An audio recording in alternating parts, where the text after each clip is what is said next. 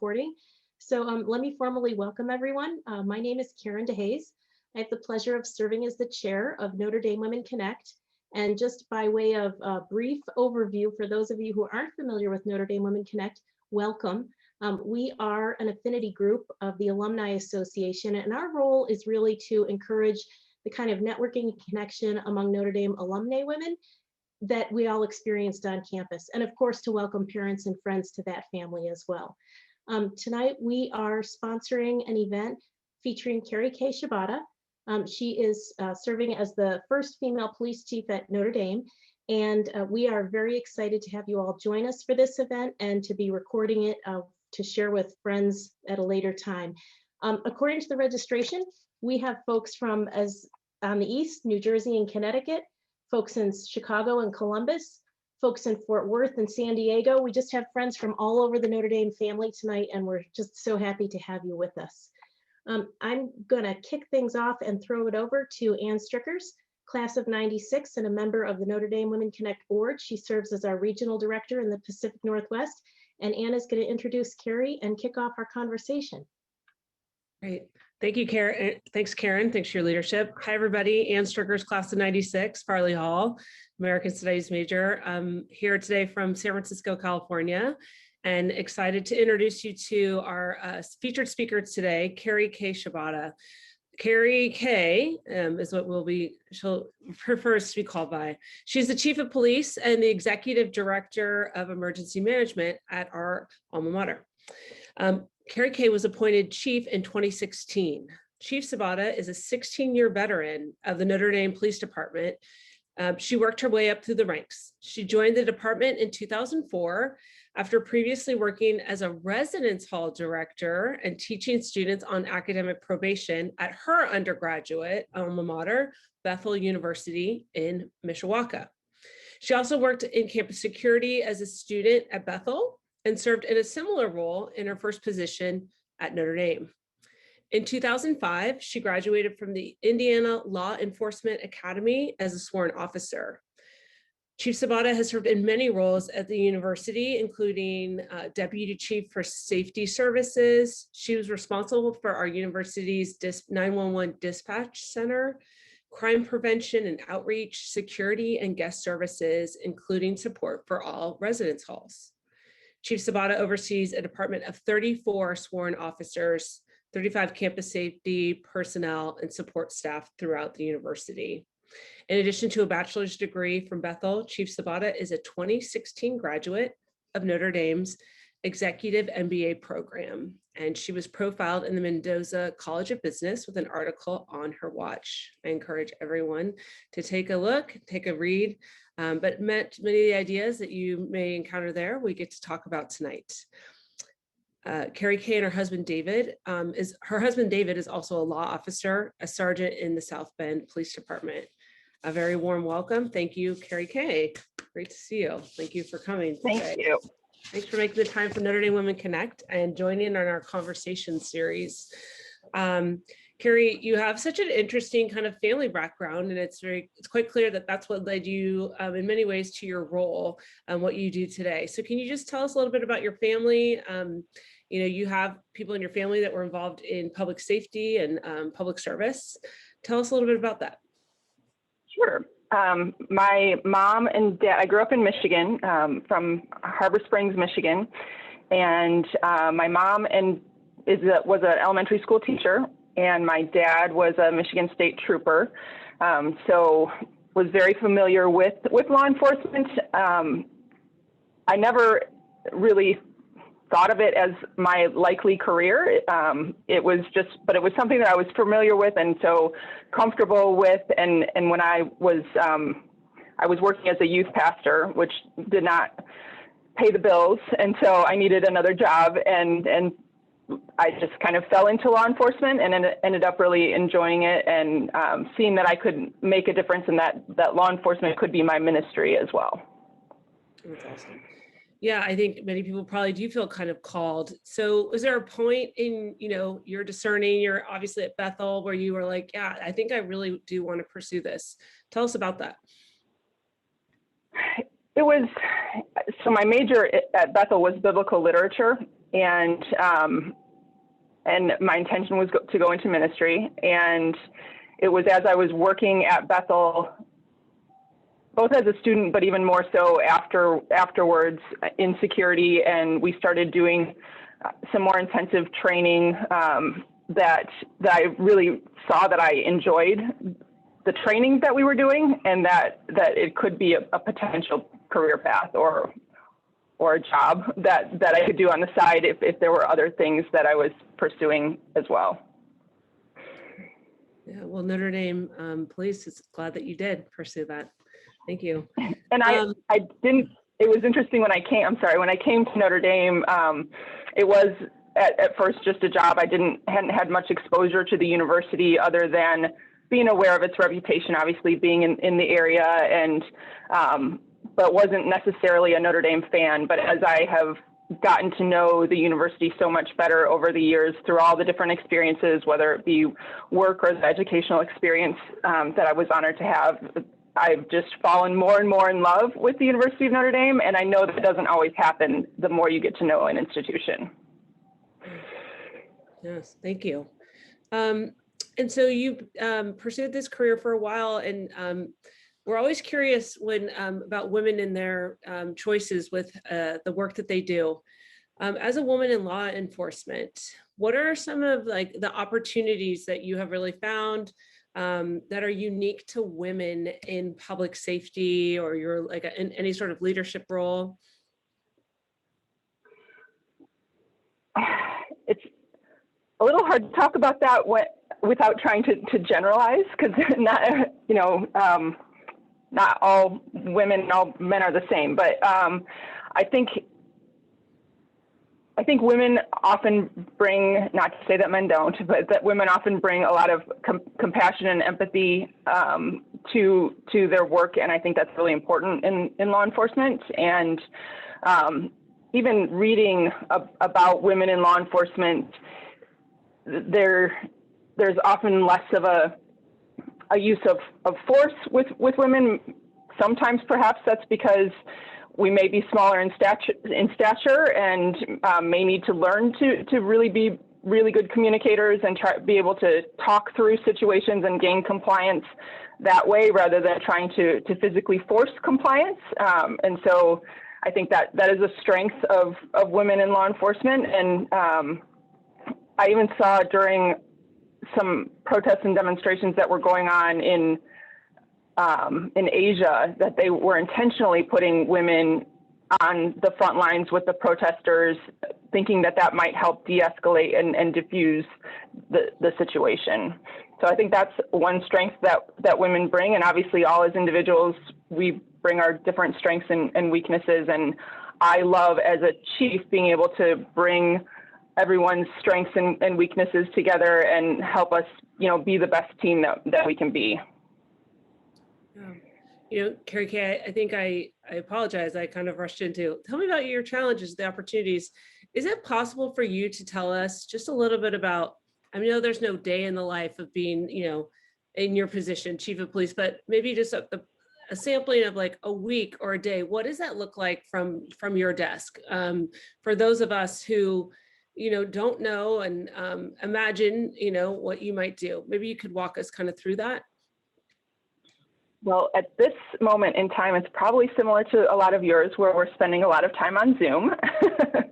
But so it is a lot of meetings. And so as the chief, I help, set the goals for the department, make sure that our policies are the way they should be, help build relationships for our department across the university and with other partners outside the university. So, and then in a normal year, there would be a lot of event planning. So Notre Dame hosts a lot of events. And so there's this cycle of event planning to make sure that we're planning great fun events that are also going to be very safe for people. And then connecting with our team, making sure that I'm present with them, that they know me and I know them, and and that we understand the expectations of each other, that we're communicating well with our team, especially in this last year and a half that has just been a year of constant change. And also, you know, with the environment around the country and the conversations about law enforcement and diversity and inclusion and things like that, digging into those conversations, making sure that our officers are feeling supported, but also challenged and drawn into the conversation on diversity and inclusion and equity. But, and just for the sake of clarity, Keri K, where would we find you if we were to come at the university? Like, where is this, I know like you're saying you're behind meetings, where is this hub of activity taking place? Hams Mowbray Hall is the building that we are live in. It's on the north end of campus, right across from the power plant and the fire department and Grayson Flanner Hall. And Steppen Center is just to the north of us. Okay, that makes sense. You mentioned your group as a team. Tell us a little bit about the representation of women at the Notre Dame Police Department and maybe just law enforcement in general. So nationally, law enforcement agencies around the country, the statistics range from 11 to 15% women in sworn. We have employees that are also not police officers as well. I'm just talking about the sworn part of it, those who are police officers. And at Notre Dame, we have 21% of our department as women. Wow, interesting. I don't know the difference between, so you said someone who's sworn in and not, so would that be, what would, can you explain the difference of that for us? Yes, absolutely. So the sworn police officers have gone to the Law Enforcement Academy for Indiana. Each state is a little bit different in how they certify law enforcement officers and what the requirements are, which is an interesting issue nationally. But in Indiana, the requirement is that you go through the Indiana Law Enforcement Academy. And once you complete that academy and whatever the training that your department may have on top of that, you become a sworn law enforcement officer, and you swear an oath of office, and then you have annual requirements to keep up that certification for like training requirements. In our department, we also have dispatchers who are the ones that take the calls and you know, send out officers on the radio. We have parking services is also within our department. And then we have some non-sworn people who used to be called security officers. When I started, we called them security officers. And I was one of them on the dorm squad on the midnight shift.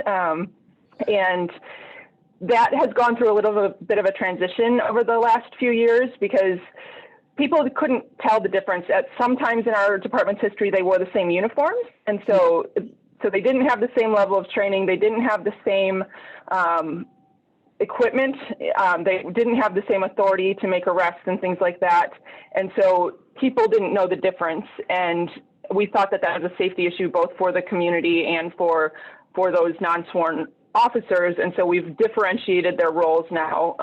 And now they're involved in outreach and engagement and CCTV monitoring. We have a robust CCTV system, and they do active patrol on the CCTV cameras, and also help us with investigations after the fact with those cameras.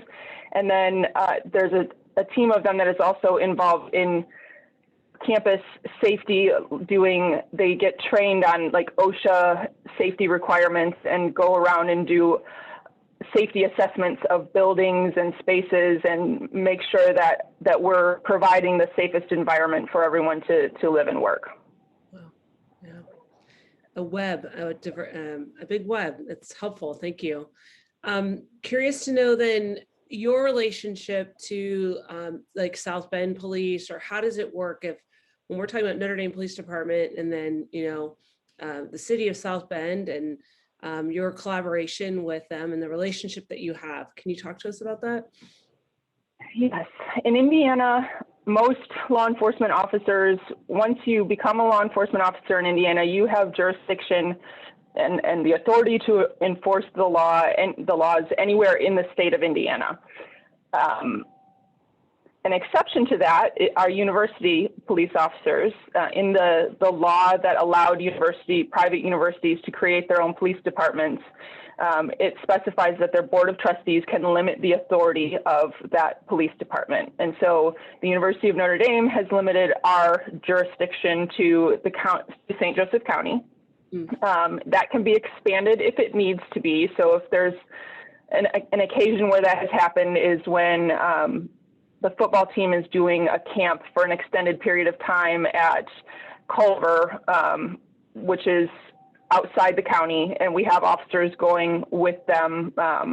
The university may expand their jurisdiction for that circumstance, but typically it's the county, and we focus our patrol area obviously on the campus proper, because that's our mission and our priority. We have that authority within the county in case we have to go investigate something that leads us off campus. Or sometimes we also go to do like welfare checks on students who are living off campus. And so we work really hard to maintain a good relationship with all of the local law enforcement agencies, South Bend, Mishawaka, St. Joseph County, the state police. Those are and also federal partners like the FBI and the Secret Service are some of the most common law enforcement partners that we work with. Game day really helps us with that because they manage the traffic. So South Bend and the county and the state police manage the traffic surrounding the campus. And so we all work together in a command post on game day to manage that and make sure it's going well and address problems as they arise. And then we hire officers from other agencies because we go from a community of roughly 20,000 on a normal day to a community of 100,000+ on a game day. And we can't have enough police officers on an everyday basis to handle that 100,000 people. And so we hire officers from other agencies as on-call officers. So they're our employees while they're working with us. They are wearing their own department's uniforms, but they are our employees on those days. And, make sure that they understand our policies and are trained in a way that we would want them to be trained, and work together on those days. And that really builds a lot of trust between the departments because we know each other, we're working together, we understand what the differences in each other's departments and also where we share a similar mission. And then those relationships continue on as we address problems and work together on initiatives on a more everyday basis. Wow. I'm really glad to hear that. Yeah, because the work you do is so important. And what goes into making a game day work? It's such an interesting perspective to hear that from you. Thank you. Curious then, okay, you're part of the university and you have this leadership role. What then is how often are you interacting, for example, with the administration? Are you sitting in on certain meetings, like as chief of police? How is your role considered in light of the university and the day-to-day, like the big things they might discuss? Yes. We're a very connected university, and so there are lots of different meetings, whether they be planning meetings or meetings where we're looking at institutional risk and managing that together. So I wouldn't say it's a daily basis that I interact with like the vice presidents and president and provost, but certainly on a weekly or monthly basis, we're interacting, and everyone knows each other on a first name basis and has each other's cell phone number. And certainly when there are things going on, we're very connected that way as well. Yeah. So important. Thank you. So maybe just a little more about you and the outreach that you do. I read that you serve on a board for the Family Justice Center of St. Joseph County, and that you've been a longtime volunteer there. What can you tell us about the Family Justice Center's work and maybe why you got involved and decided to stay? involved? I actually was involved with the Family Justice Center before I was a police officer and before I came to Notre Dame. So soon after I graduated from undergrad, I had been aware some of my friends had been advocates with the Family Justice Center. The Family Justice Center is actually it was SOS at the time. The Family Justice Center is a one-stop shop for victims of sexual assault and domestic violence and their families. And so they house the Special Victims Unit with the police and prosecutors who work on those kinds of crimes. They also, the Casey Center is located with them. That is an organization that does forensic investigations with children who may have been sexually abused. And they house other resources like Indiana Legal Services is part of the Family Justice Center to offer legal services to victims. And then they have advocates who will answer crisis calls and go out to the hospital if a victim is at the hospital. They also have adult protective services housed there with them. And so they really try to bring everyone together so a victim only has to go to one place, because it can be hard to navigate everything that you have to navigate, especially when you're already traumatized by what your experience has been. So I started working as an SOS advocate, or volunteering as an SOS advocate years ago, probably 2002-ish. And really enjoyed, I don't know if you can call it enjoy because it's hard work, but felt the mission of it and loved trying to really help people heal and move through that experience. And I actually think that it prepared me so well for a career in law enforcement, and I wish I could require that every police officer go through the training and experience of becoming an advocate, because you learn so much better how to interact with people and really support people. And so I've just continued to work with them in whatever capacity I could be most helpful. And right now I'm on the president of the board of directors for their organization. Wow, that's wonderful. They must feel so fortunate to have you there, and it's awesome to see how your experience with them really shaped you. I love how things like that really, that's part of our journey, right? It's part of the path. I'm going to turn the next set of questions over to Karen. Karen does have a background in criminal justice, so she might speak the language a little bit better of our next set of questions. Karen? Thank you, Anne. Yeah, Keri was one of those, I think we talked about this, those unsworn employees at the New York City Department of Correction many years ago, and certainly very aware that how difficult law enforcement work can be and how much in need the people who we encounter in that system are at all levels.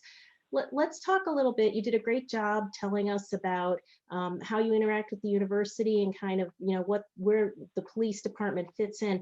But let's talk about the role of the Notre Dame police and make sure our audience understands the basics. So the role of campus police. Can campus police make arrests? Do campus officers carry weapons? Tell us just a little bit about the basics. Okay. Yes, the campus police have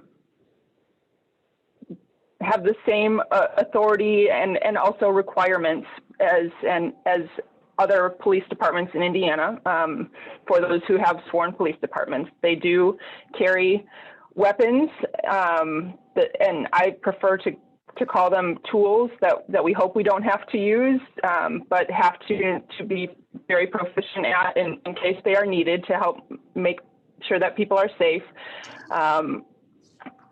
So like our officers carry a handgun, a taser, a pepper spray, and we're fortunate that we very rarely have to use those. And they do have the authority to make arrests and enforce the laws of Indiana. We also, it's a really small part of our job, though. It's that part of our job is a very small percentage of our job. Most of the job is being a presence, is doing a lot of service for the community, doing things like jump-starting cars and helping people who've locked their keys in their cars or who are locked out of their office or something like that. So we also respond to like medical calls and accidents and things like that.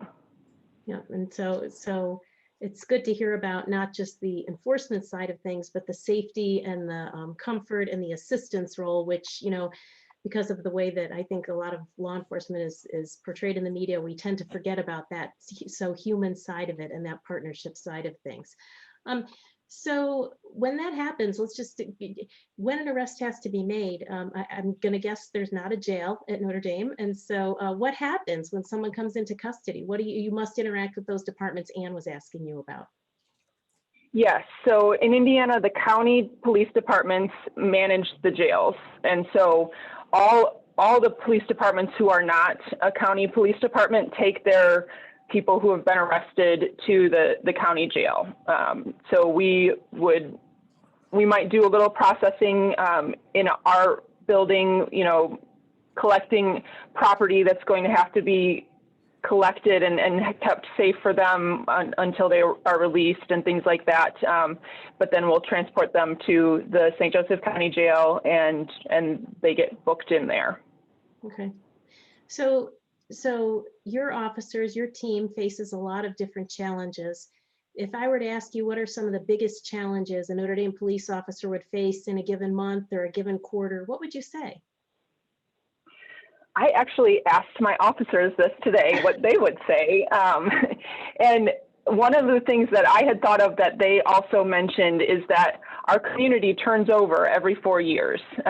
Certainly we have faculty and staff and they are a constant presence, but the students who are the majority of the community are turning over every 4 years. And we work really hard to try to establish relationships and you have to really double down on that when the community is almost completely new every 4 years. So wanting the community to know that we are here for them, that we want to be a partner and a support for the community and for everyone within the community is really important to us.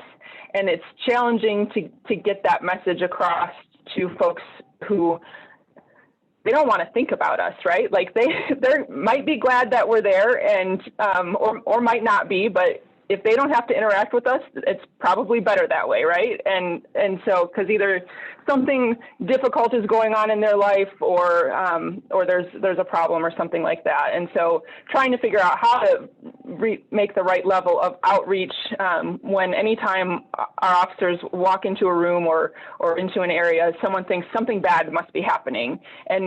And many times, because we do encourage them to really outreach and interact with the community and build relationships, many times that's all they're trying to do is build relationships or see if there's any way they can be helpful. So that's one of the challenges. The diversity of the community is a wonderful thing, but it's also a challenge, especially with folks coming from other countries where there are maybe huge levels of corruption in government and law enforcement, and that is the lens, whatever community someone comes from is the lens that they come to Notre Dame with. And so trying to break through that and say, hey, give us a chance to be different than what you think we might be. So that's a great opportunity to pivot to talk about a report that Notre Dame Police put out in September of 2020. I think everyone here is aware that in our nation, we have been spending a great deal of time talking about injustice, talking about mistrust of law enforcement, talking about equity in enforcement, talking about equity in so many arenas. And so Notre Dame Police put out an equity in policing report in 2020. Let's start with the background, Keri K. Why did the police department put this out? Well, there were lots of conversations going on, obviously, around the country, and they were important conversations that I'm glad have been happening. And those conversations started almost immediately after the death of George Floyd on Notre Dame's campus as well. And we were fortunate to have the relationships with folks that we were invited into those conversations very early on. And so through those conversations and through different things that were published, whether it was in the Observer or on a statement released by an alumni group or a student group, a number of the things that people wanted to hear or to see from the police department were things that we had already fully implemented, and years before now. And so we thought it was important and we felt like we had not done a good enough job of telling our story. And so we felt that it was important to tell people the things that we have done. And then there were other things that came up through either conversations with students, faculty, staff, and alumni, or through the national conversation that we said, you know what, those are also things that we should do. And so the things, the new initiatives that we were implementing as well. So we wanted people to know that we do want to be uniquely Notre Dame, and we do want to be a force for good in the world. And so what the things that we were doing to be that, and the ways that people can give us feedback if we're not doing that well. So that those really do sound like important conversations on campus. You mentioned that some of the things were amplifying what you were already doing, and then some were newer recommendations. Are there one or two newer recommendations that you would spotlight? Sure. One thing is we had already included, for as long as I've been involved with the department, de-escalation has been an important part of how we do things. We always want to try to take the lowest level of intervention that will be effective at making a situation safe. And that had always been a part of our training, part of our firearms training, part of our defensive tactics training or physical tactics training, but we didn't have it necessarily as a standalone de-escalation training. And it was something that we had been evaluating different programs because it was definitely becoming a trend in law enforcement. And so we were looking at programs and trying to decide what might be the right one for Notre Dame. And we're in the process of getting ready to implement that. And so this gave us a little bit of an extra push to say, okay, it's definitely time to do that now. And so that was one of the things that we did. We also worked with a Notre Dame alum and a psychologist who's a professor at Valparaiso University now, who helped us develop, who is an expert in trauma, who helped us develop a training on trauma-informed policing for our officers so that they both understand the dynamics of trauma, how trauma impacts them, who as police officers may be traumatized from time to time or may have been traumatized in another part of their life, and also the people that they're interacting with out on campus who may have been traumatized either because they experienced a crime or something like that on campus and were immediately responding to that, or because there was something else in their life that was traumatizing and our interaction with them may cause a response to that trauma that we wanted our officers to make sure that they understood. So if that shows up, they can understand that may be what that is, and how do I, again, de-escalate or most appropriately and supportively deal with the situation.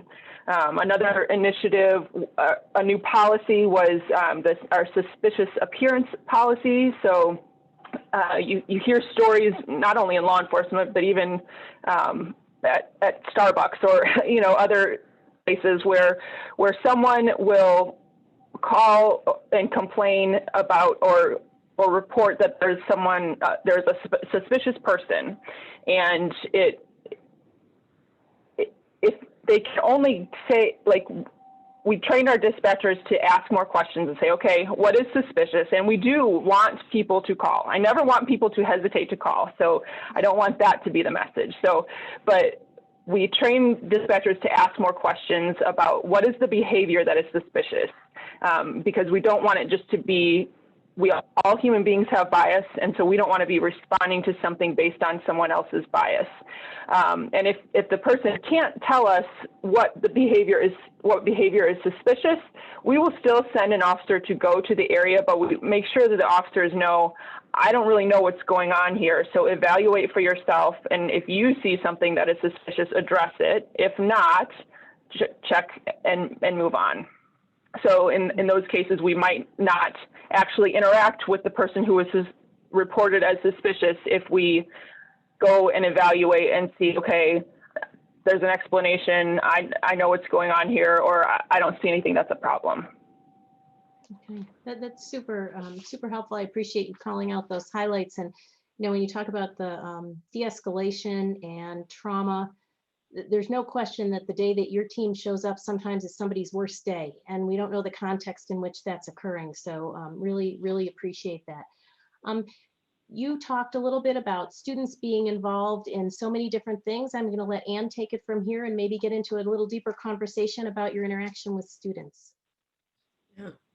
So Keri K, just curious to learn, you know, how then does Notre Dame Police Department build bridges with students? Like, what are the ways that you are connecting? Because like we've said, if it's only in these bad times, that's not sustaining for those of you who are, you know, putting in the hours, grinding away. And I know here in San Francisco, our police officers have like a great athletic league where they compete in baseball and basketball against different neighborhoods.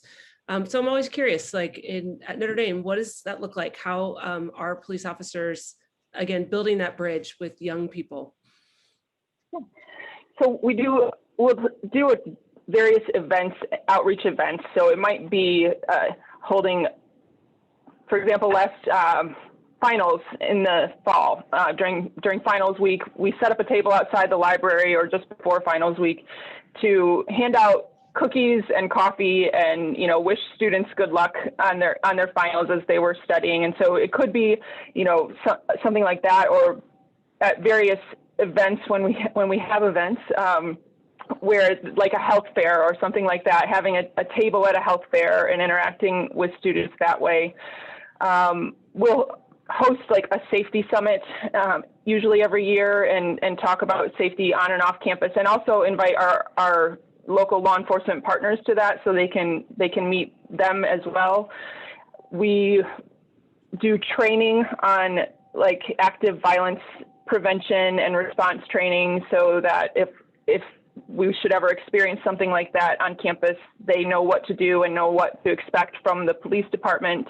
We will also partner with other departments around campus, like the Gender Relations Center, and host like Green Dot events. We're involved with the Green Dot program, which is a bystander intervention program on campus. And so in partnerships with other organizations, events as well, we like to partner and try to be involved that way.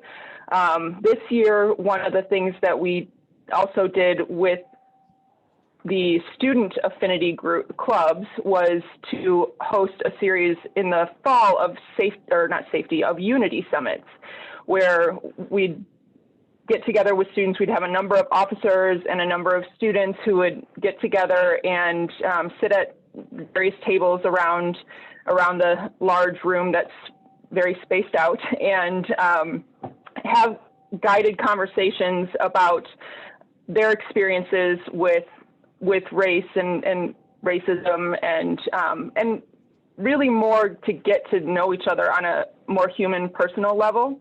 And that was a really great experience for people. And then there are more informal conversations that happen where the students can ask their questions about, is this really true? And does this really happen? And things like that. And that was a great experience for everyone. We held a couple of them, 2 or 3 of those in the fall, and hope to be able to continue that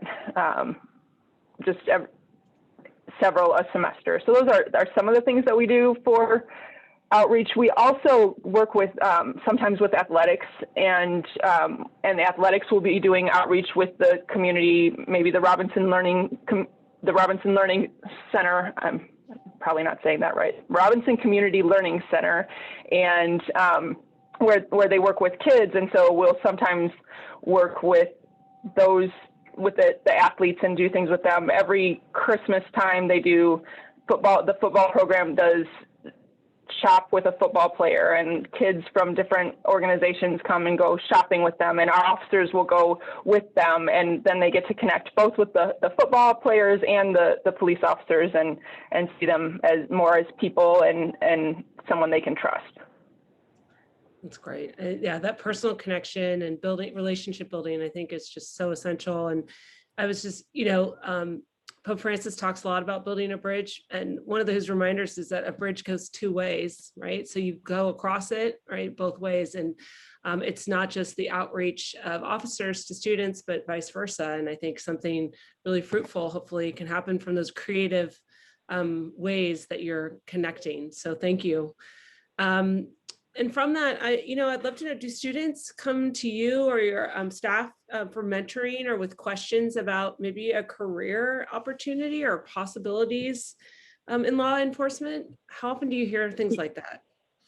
Yes, we offer, it's not something that we really do a lot of promotion of, and maybe we should do more promotion of it, but we certainly offer internships to students if that's something that they're interested in, and have had a number of students take us up on that. And interestingly, it's often been students of color who have taken us up on those opportunities. And one of our most recent interns is now just finishing up his FTO program at the South Bend Police Department. So he became a South Bend police officer. We also had a Notre Dame grad who was working in another department on campus who recently became a police officer with us as a result of previous relationship with folks in our department, and thinking about that as a career choice. We have some students who are looking at federal law enforcement who will want to come and do an internship or just talk about law enforcement and things like that.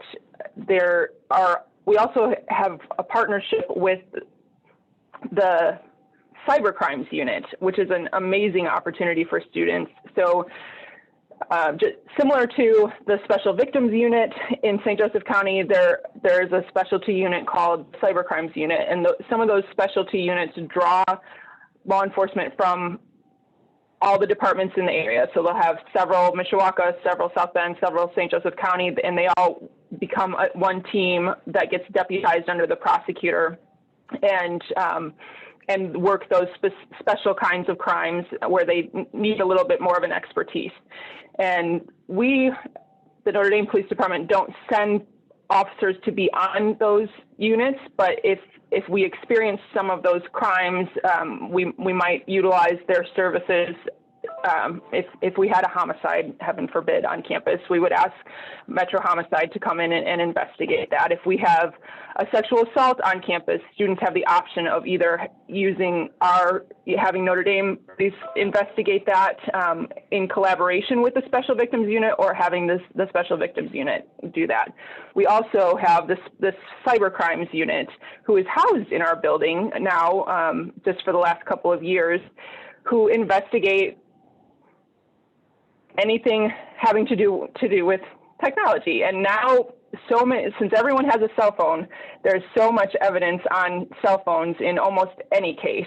So they analyze computers and cell phones, and there are only 2 actual staff members of that department who are not students. All the rest are students, and they get training, and then they get deputized. So they are law enforcement officers while they're working for that specialty unit, and that's really amazing. And it's a unit that's almost in its history has almost entirely been made up of women, which is also fun. That there's a lot of interest from the women students on campus, and they will investigate those crimes, and they do an amazing job.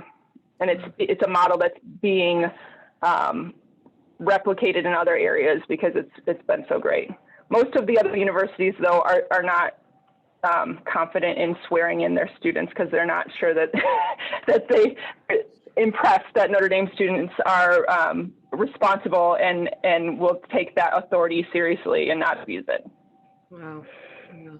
I once heard that, and I don't know how true this is, the CIA actively recruited at Notre Dame because the assumption was got a certain type of a person that was, great communicator, good writer, hopefully trustworthy and honorable, or at least values that. So I want to introduce two of our board members. One is Regina Gasicki was on a committee that I think your department oversaw. So she's going to be asking a question, and Caitlin Keneally. They are both regional directors. So I'll turn our next set of questions over to Regina and Caitlin. Regina? Thanks, Anne. I hope my computer's not lagging too much. Hi, Keri K. It's good to see you again. Hi, good to see you. So our question that we have from an audience member is about the university committee on sexual assault prevention, which, yes, I was a part of it back in the day. Can you tell us a little bit more about that committee, the role that it plays in the university, specifically regarding obviously preventing sexual assaults, but responding to them as well? Sure. I am not actively on the committee at this time. We have one of our new captain of investigations is now on that committee. But what the committee does, it brings together administrators, faculty, students from Notre Dame and also St. Mary's and possibly even Holy Cross. I'm not 100% sure on that detail, to work on sexual assault prevention. So they do things like survey the student body to learn about their experiences with sexual assault while they're on campus or even before they came to Notre Dame, to learn about how are the services that the university offers for the response to sexual assault. How effective are those? What do students know about them? Do they feel like they can report, that it's safe to report? What are the reasons they might hesitate to report an incident of sexual violence? And then they'll also work on like cultural initiatives to try to prevent sexual violence. And the Green Dot program, that bystander intervention program, is one of those cultural elements that the Committee for Sexual Assault Prevention has worked on. And they are also advisors to the university administration on sexual violence on campus. And Regina, feel free to step in if there's anything more that I'm missing, because you are perhaps more of an expert on that than I. That was a good coverage. I'll just note, at least when in the past, community partners have been part of it. Members of staff from the Family Justice Center, which you spoke about earlier, would join those meetings. So kind of a holistic look at sexual violence prevention and sexual violence response.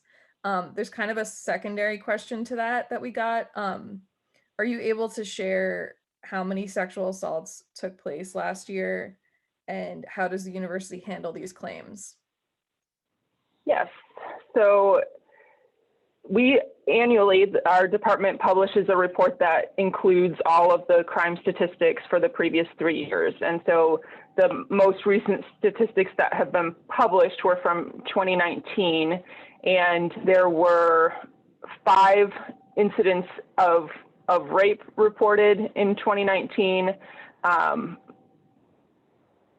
and 9 incidents of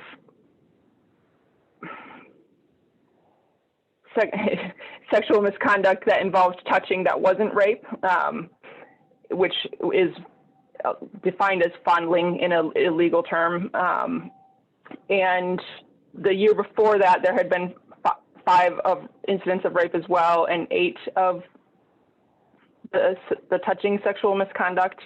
2017, there were 13 incidents of rape and 11 of fondling. So those are what those incidents were. We also track things like stalking and dating violence and domestic violence.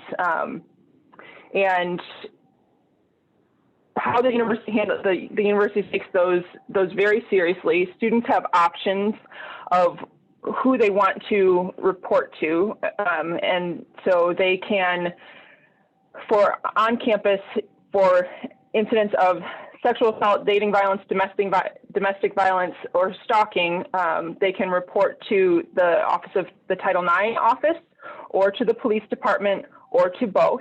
And if those incidents happen, for the police department, it's if those incidents happen on campus. If someone reports to us that those incidents happened off campus, we will help them connect with whatever is the agency with jurisdiction if they want to report to the police.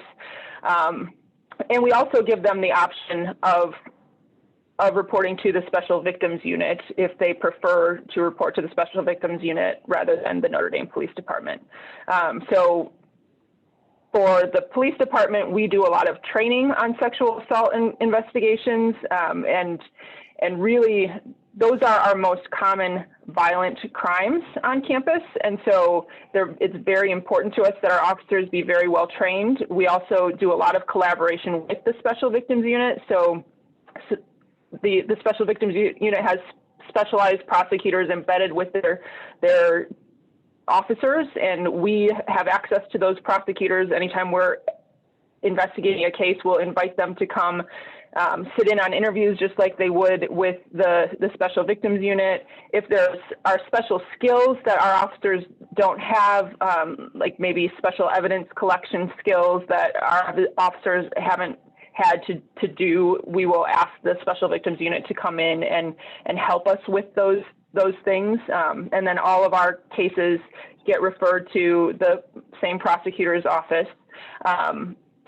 Students have the option of if they want to have both the Title IX investigation and process and the criminal process, they can either happen at the same time or they can happen one after the other. So in a criminal investigation, it can cause complications and may weaken a criminal investigation if, for example, the suspect has been talked to by someone involved in a Title IX investigation and might have information about the incident that's been reported that we weren't ready to confront them with yet in the criminal investigation. I'm getting way into detail here, but that's a complication, and students we try to explain that to people, and they have the option to say, okay, knowing this, I want to put the Title IX investigation on hold and move forward with the criminal investigation and then go along with the Title IX, or I want to do it at the same time, which is fine. They can absolutely do that. Or they can just report it to Title IX and not report it to the police at all if that's what they prefer. Yeah, Kay, I want to apologize for throwing that question at you this late in the game, knowing very well that we could have a full hour conversation about or more about the process, Title IX versus law enforcement, all that stuff. But thank you for giving an overview of how the university does respond to these instances of violence. And Caitlin? Thanks, Anne. And I want to say a big thank you, Keri K, for being here with us tonight and contributing to our conversation series and for giving us such open, clear, and detailed information without trying to, that last question that Regina just threw at you was a little tough. So I appreciate you just being very on point and upfront with your answers to it. So thank you. Another attendee question. I know you already addressed policing at Notre Dame with Karen. Notre Dame has a long history of fighting for social justice and equal rights. So what are the greatest challenges you're seeing to achieving equity in policing and law enforcement on campus? That's a really great question. But I would say part of it is, and I don't have all the answers, part of it is that we are a part of a larger criminal justice system that has some issues, and we know what we know, and we don't know what we don't know. And so as I think about social justice and equity in the context of the criminal justice system, like there are things that I know, like there are certain laws that seem to affect different people in different circumstances, whether it's socioeconomic or racial, or what neighborhood you live in, that there are laws that seem to disproportionately affect different people, and I don't always know why that is. And I'm trying to figure that out so that we can figure out how to not have that happen with the folks that we interact with on campus. So the larger criminal justice system and the way that it's been built, just like many of our systems in the United States, with the history that our country has and the way that many of our systems were built, there is inequity built into them. And we have to figure out where that is and how to either completely blow it up and build a new system or make adjustments. And so we're trying to do what we can, and whenever we figure out that there's inequity in the work that we're doing, then we absolutely try to root that out. If there is an individual officer who is policing in a biased way, we definitely want to address that, and whether it be through training and trying to get that person on a different path, or in some instances saying, sorry, this isn't the right place for you. And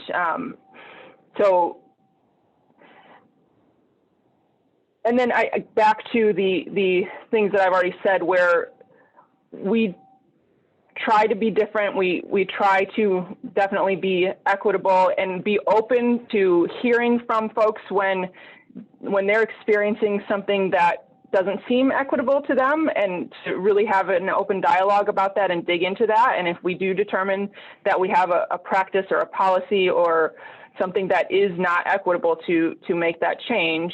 And then the other challenge is, what is the perception of our community, and knowing that our community and members of our community may perceive us as they perceive every other police department, even if we are trying to be different. So I hope that answers your question. It was a very tough question. Great answer. Thank you.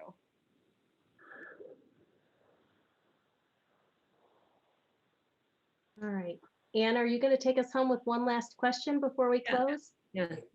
Thanks, Caitlin. This is a question from Michael Brooker, former public safety director. And it was touched on in one of our other questions, but Keri K, we've had, this hour's really flown by. Thank you. There's just so much, like Regina said, there's so much more we could talk about.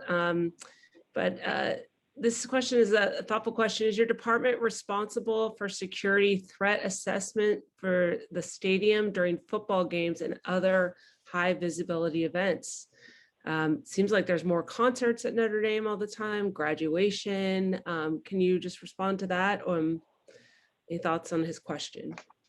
Yes, we are both, and I'll talk both about the stadium and large events, and then also on campus on an everyday basis, we have a good threat assessment program for things that may happen. But we work with our federal partners in the FBI, and there's a fusion center that gathers intelligence and information. And so we work with those partners to get information about threats that might not be local threats, that might be, happening around in the world around us. And so we work with them. We have the Joint Terrorism Task Force, which is part of the FBI, which is on campus with us on game day. We have a unified command post where we're gathering information from our local agencies and dealing with threats that are either immediate to campus or in the areas surrounding campus. So hope that is what you're looking for. We are, but it is a real good partnership with a lot of our local, federal, and state law enforcement agencies. Glad to hear it. Thank you. Karen.